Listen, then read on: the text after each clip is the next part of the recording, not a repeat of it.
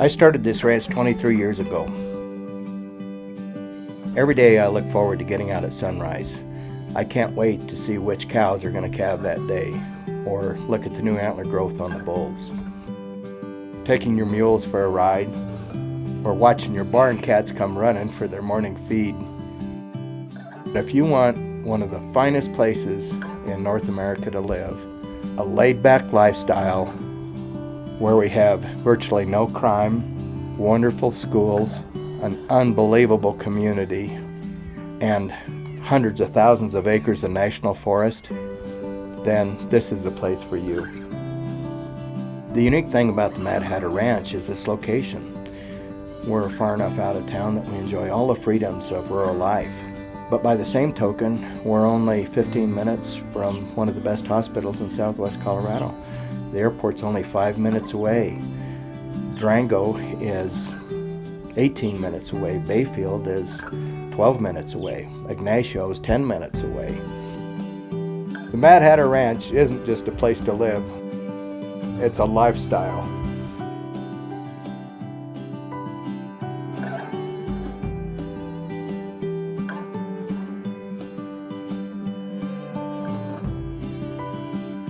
I got started in the elk business in the 1990s. I was interested in just raising a few elk, and I remember going to the state vet at the time, Jerry Bolander, and I asked him what he thought about the elk industry. And he said he thought it was a great industry, but there was one thing that really concerned him, and that was chronic wasting disease. I began researching that because I did not take his caution lightly. And what I found out was CWD was a disease that was always fatal, that it was highly transmissible, and that we didn't really know that much about it. As of today, we found it in 25 different states. It's in 4 Canadian provinces. It's spreading geographically. We do not have very many tools other than genetic resistance. Because it is a prion disease, it has there's no way to treat it. This is not a virus or a bacteria. We can't treat it with antibiotics. So we've got to find some different ways to deal with it. But Jerry did say that there was a genotype that could be resistant to the disease. So I began looking into that in elk, and we truly didn't know much about it at the time. We could identify it through a simple blood test or by pulling hair and sending it to a lab. What we were finding out was only about 1 to 3% of the animals were really fully resistant. I began looking into every herd I could where I could get DNA. And what I could find was there was a few animals in each herd, a very, very small number of animals that actually carried the resistance. The next trick was to find good animals that had the resistance. I thought that if these animals were going to have some significance in the future, we had to try to breed the very best elk with this resistance that we could. And I was not able to find any fully resistant animals. I could find animals that were half resistant. So I started buying those animals and then breeding them amongst themselves before I and develop fully resistant animals. Now I've been doing this 20-some years, and I have a herd that consists of resistant animals. This is a fully resistant elk. She's a product of about 8 generations on this ranch.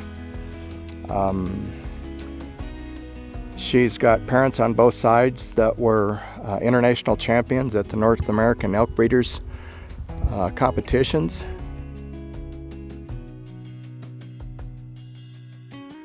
We've got one of her calves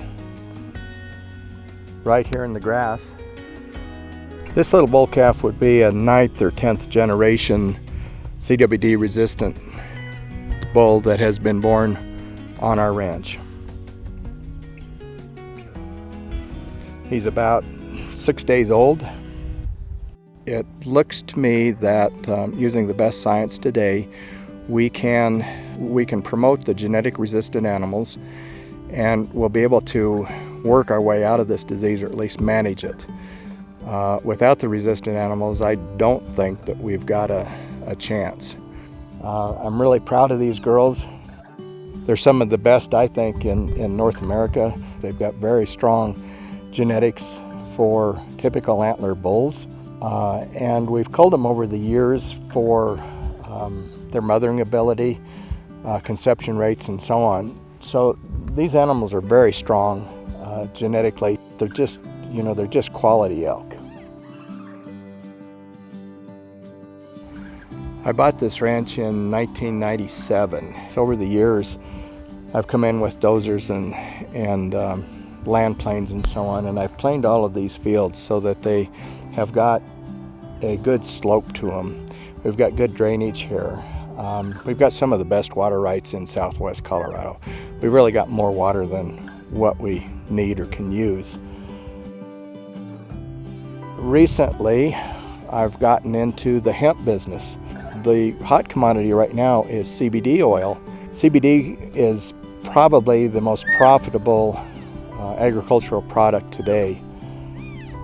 It just so happened that this property was ideally suited to grow hemp because the fields were planed, because of the years of conditioning the soil, both from the standpoint of trying to break the soil down so that we can utilize the different nutrients in the soil, to the fact that these elk are putting in about 2,000 pounds of manure every day. We're planting about 3,000 plants per acre.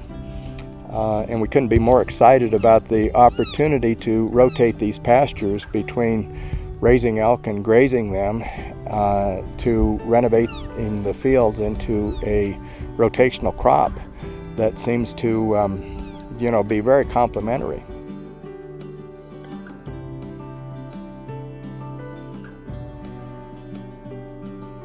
The Mad Hatter Ranch is a mature turnkey operation. It couples two very diverse yet complementary niche agricultural businesses, which are extremely profitable. The Mad Hatter Ranch is located in one of the most desirable places to live in North America. A place where you can enjoy incredible four-season weather, endless recreational opportunities, and where you get a taste of the original West. Call today for more information.